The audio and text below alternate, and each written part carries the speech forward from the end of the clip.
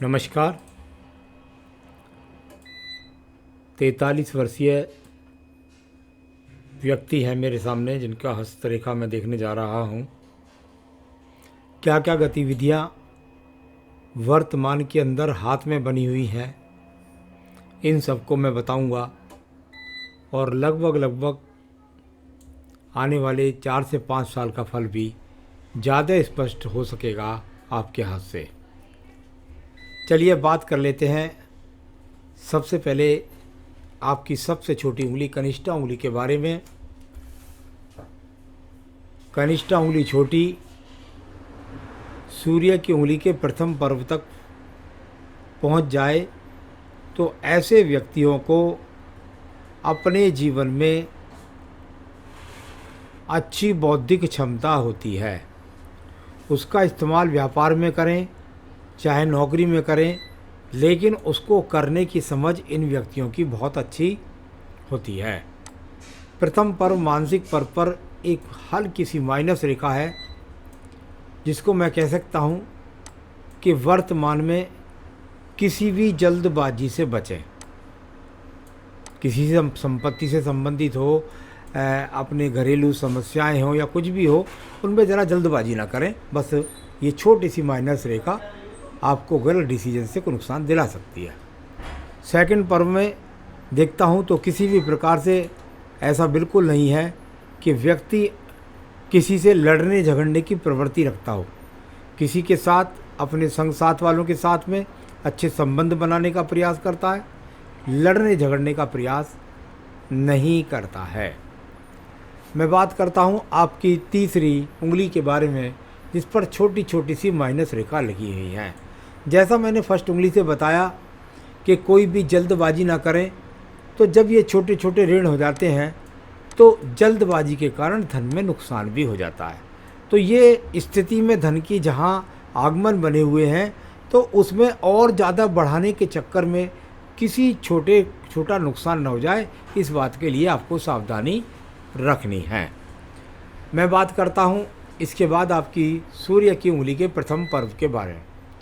सूर्य की उंगली का प्रथम पर्व, यहाँ से पता लगता है आपको कोई बीपी का रोग नहीं है, किसी अग्नि से तत्व से नुकसान नहीं है, कोई एक्सीडेंट का योग नहीं, किसी प्रकार से आँखों के रोग की स्थिति भी नज़र नहीं आती। अब बात करते हैं हम यहाँ पर आपके सेकंड पर्व के बारे में। राज्य सरकार से संबंधित अगर कोई काम है, उसमें किसी प्रकार का ना कोई बड़ा लाभ है और ना ही किसी प्रकार का बड़ा नुकसान है। तीसरी उंगली और सूर्य के पर्व की, उस पर कोई माइनस रेखा नहीं है। यानी कुल मिलाकर माता पिता का सहयोग भी व्यक्ति के साथ, और व्यक्ति ने स्वयं भी अपने माता पिता की बुढ़ापे तक सेवा की।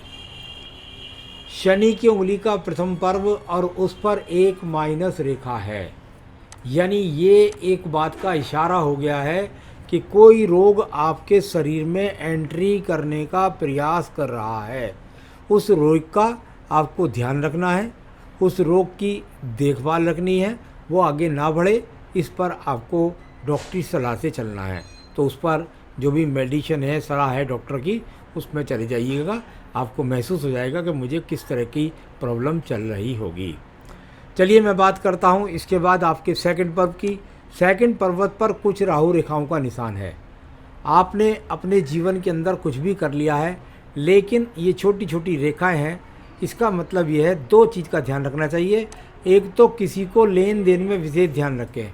किसी को पैसे दे दिए, पता लगा उस व्यक्ति ने आपके पैसे लौटा करके नहीं दिए।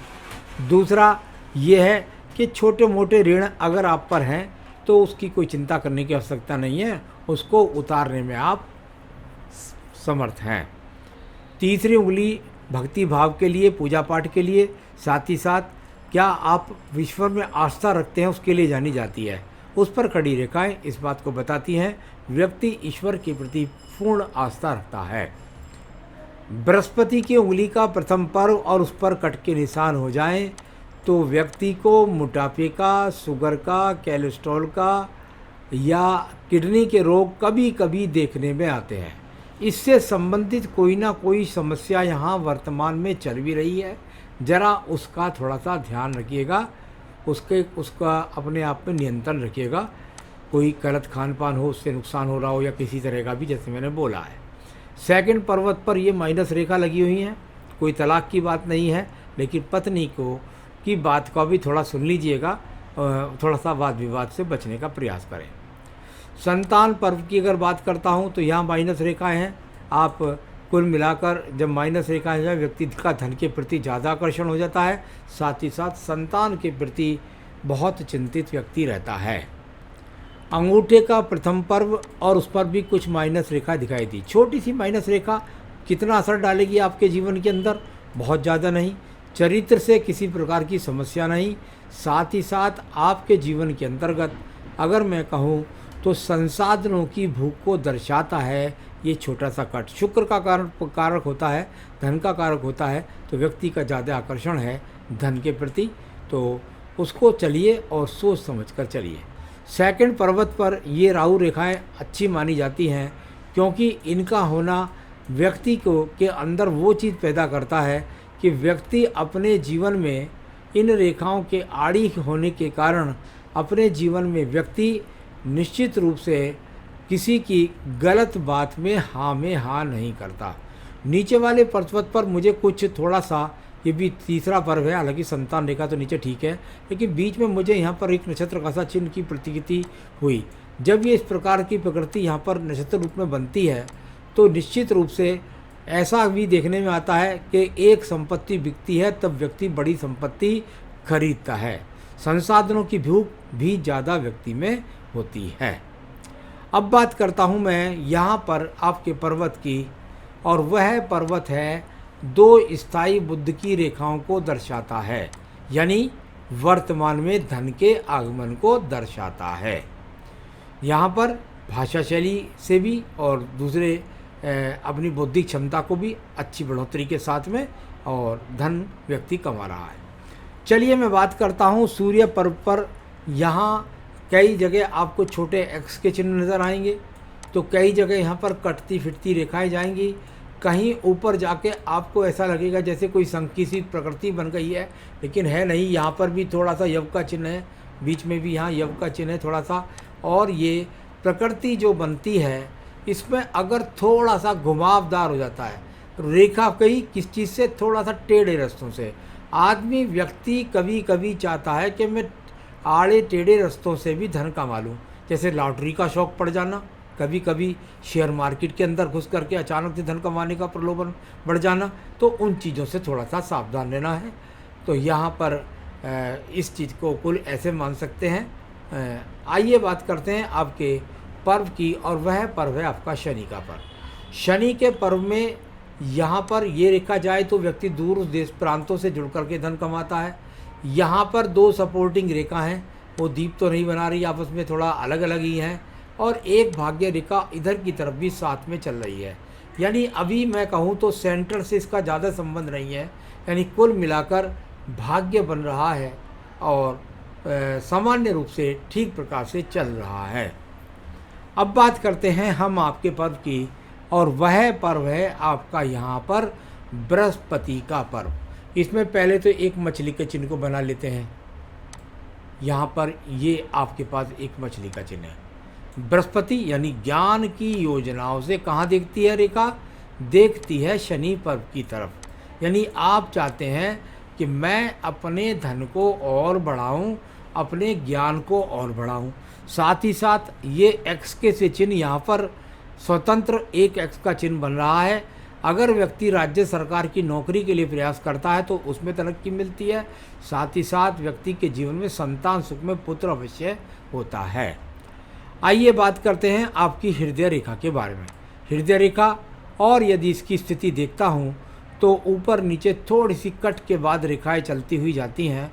यानी कोई मुझे बड़ी बीमारी का योग नहीं दिखता, कोई मन के अंदर कोई बहुत बड़ी बेचैनी भी नज़र नहीं आती है। छोटी सी एक रेखा जाकर थोड़ा सा डाउन होने का प्रयास करती है, जो मछली के साथ मिलती हुई जाती है, और एक रेखा यहाँ मंगल पर्व से सूर्य पर्व का संबंध भी ज़्यादा बनाती हुई सीधा सूर्य पर्व तक पहुँचती है। जो सूर्य पर्वत तक पहुँचती है वो व्यक्ति को ट्रांसफ़र कराती है या दूर प्रांतों से जुड़ करके धन के आगमन प्राप्त कराती है।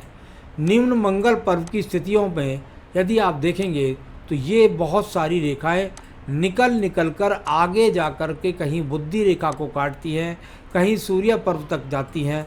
यानी व्यक्ति के जीवन के अंदर भाग दौड़ काफ़ी है, मेहनत काफ़ी है, उसके बाद व्यक्ति साधन बनाता है। कोई ये नहीं कि मुफ्त में सपने देख करके, इसके जीवन के अंदर बहुत भाग दौड़ है और भाग दौड़ के बाद ये अपने साधनों को बना रहा है, अपनी मेहनत से यहाँ पर दर्शित देती है। अब बात करते हैं हम आपकी यहाँ पर बुद्धि रेखा के बारे में। बुद्धि रेखा को वैसे तो बहुत सारी राहु रेखाओं ने काटा है, लेकिन किसी भी एक्स ने नहीं काटा, किसी भी दीप ने नहीं काटा, जाकर के दो मुखी भी हो गई है। मैंने पहले भी बोला था कि जब जब मैंने कई एपिसोड में बोला है कि जब जब आपकी बुद्धि रेखा पूरे हाथ को पार करके और मंगल और साथ ही साथ दो मुखी हो जाती है तो व्यक्ति में, मैंने कितनी बार देखा है, ऐसे व्यक्ति नौकरी के साथ में साइड बाई साइड बिजनेस करके भी तरक्की प्राप्त करते हैं। अच्छी बुद्धि रेखा है, दूर दूर तक यात्रा भी कराएगी, दूर दूर तक देश के अंदर आपको दूर प्रांत में ले जाकर जन्म स्थान से वहाँ से धन के आगमन भी कराएगी।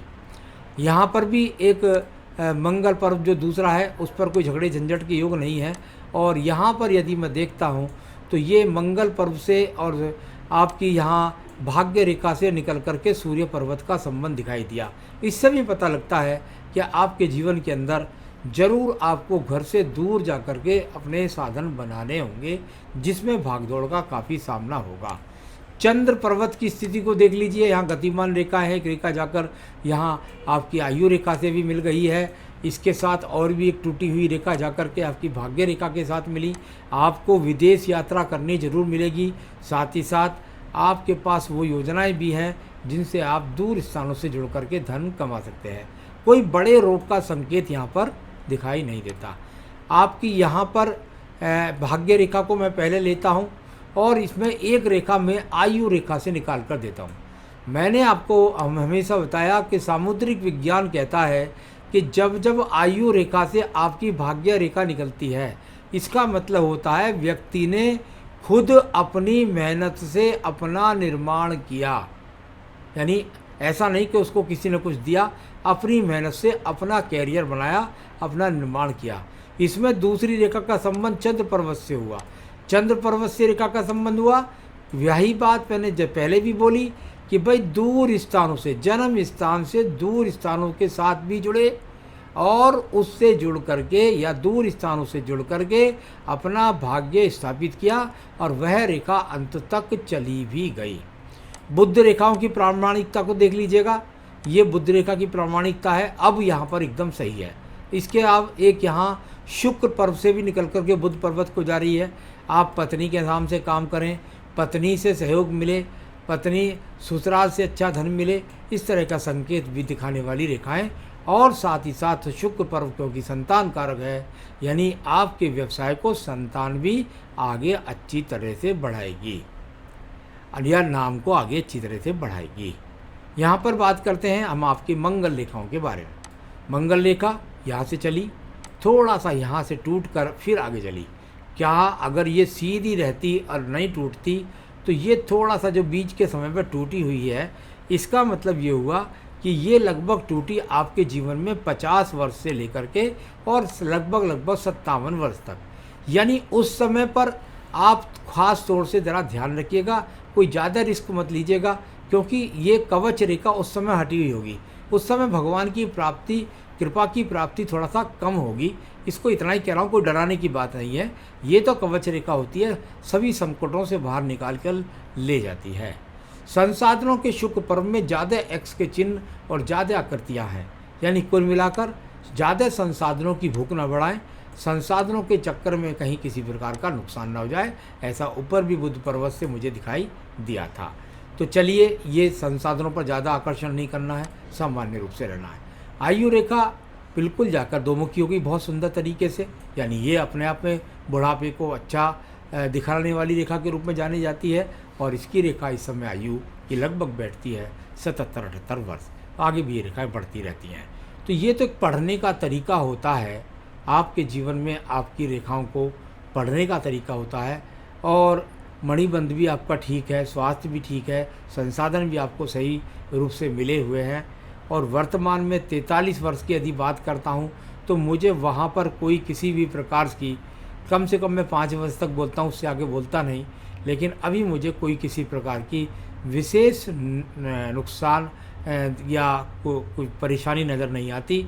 इतना मैं ज़रूर कहूँगा कि किसी एक प्रॉपर्टी को बेचें तो दूसरी प्रॉपर्टी बिक सकती है दूसरी प्रॉपर्टी को लेने के लिए। साथ ही साथ समय सही है, उसका सही इस्तेमाल करें और जो पूजा पाठ में बताऊँ उसे वो करते रहेंगे तो किसी समस्या का सामना नहीं होगा। तो यहाँ अगर बात कर रहे थे, आपके सवालों पर चलता हूँ मैं। आपने कहा लाइफ में कितना पैसा और प्रॉपर्टी होगी। क्योंकि हस्तरेखा विज्ञान के अंदर निश्चित रूप से हमें जिस आयु में हो वहाँ पर ज़रूर पढ़ना चाहिए। मैं समझता हूँ जब एक्स के चिन्ह आपके पास बन जाएं स्वतंत्र बृहस्पति पर्व पर, तो उन लोगों के पास प्रॉपर्टियाँ होती हैं और अभी यहाँ पर कई चतुर्भुज बनने का प्रयास कर रहे हैं, यानी आगे भी आप अपने जीवन में प्रॉपर्टी लेंगे ऐसा दर्शित होता है। तो इस तरह की स्थितियाँ यहाँ पर दिखाई देती हुई है। एक बड़ा सा ट्रायंगल है आपके पास, ये बेहतरीन जो बन गया है। इस ट्रायंगल के अंदर भी चतुर्भुज की कई स्थितियाँ हैं जो आपको उन्नति तरक्की के लिए अच्छी मानी जाती हैं। तो ये ट्रायंगल भी आपको अच्छा सा मिला है। कुछ लगभग मैं स्वतंत्र ही मानता हूँ, छोटी मोटी रेखाएं गुजर के गई हैं तो उन्होंने भी चतुर्भुजी बनाने का प्रयास किया है। यानी आपकी ज़िंदगी लाइफ में पैसे की और प्रॉपर्टी की यदि स्थिति आप मुझसे पूछते हैं तो मैं निश्चित रूप से कह सकता हूँ आने वाले 5 साल आपके पक्ष में है और बल उसको सावधानी के साथ व्यतीत कीजिए और अपने जीवन में प्रॉपर्टी आप खरीदेंगे अभी और धन भी आगमन भी बनाएंगे। बहुत बुढ़ापे तक अभी हाथ की रेखाओं को देखकर नहीं बताया जा सकता।